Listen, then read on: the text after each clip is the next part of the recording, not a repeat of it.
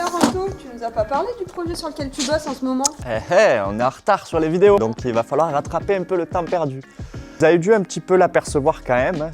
Il est passé déjà dans l'atelier entre nos mains en plusieurs étapes. On a commencé par l'ISO à un moment donné, et là maintenant on reprend, on est sur l'aménagement complet. Magnifique Crafter 4x4 de 2025, il est tout neuf, il a 1000 km, il sort du concessionnaire. Il est très poussiéreux, ici la poussière il y en a toujours autant. Le petit gris métallisé là, avec toutes les petites finitions noires, les jantes noires et tout, il a une dégaine de fou. On a quand même avancé là déjà, donc je vais te montrer un petit peu ce qu'on a fait et je vais t'expliquer un petit peu le projet. Ok. Tu as vu, j'ai mon nouveau pompon.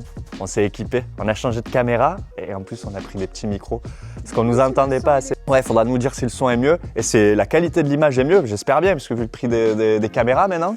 Voilà, alors ce crafter, c'est vrai que tu le vois pas vide là quand même, hein, ça a vachement avancé déjà. Bah viens, je te montre un petit peu tout ce qui se passe là-dedans. Tu touches la tête? Oui, je touche la tête. C'est un format L2H2 de chez Volkswagen. Sauf qu'en 4x4, le L2H2, c'est la longueur L2 classique. Par contre, leur équivalent L2H2, au final, c'est du L2H3. C'est le H3 quand ils sont en 4x4 chez Volkswagen, qui est un équivalent de H2 chez les autres constructeurs. Ça va, les clientes sont petites, donc ça devrait passer. Et ça a ses avantages. Et ça a quand même beaucoup d'avantages, ouais, parce que tu passes partout, beaucoup plus facilement qu'avec un fourgon classique. Et puis c'est plus compact, moi je trouve ça plutôt cool. Moi ça me dérange pas plus que ça.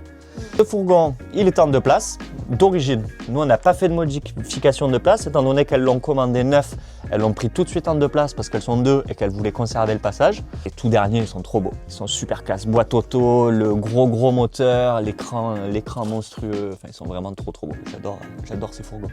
On a déjà équipé la cabine des stores Remis, étant donné que tu as le passage, du coup tu as tous les stores de fenêtres, donc tu commences à avoir l'habitude. Hein.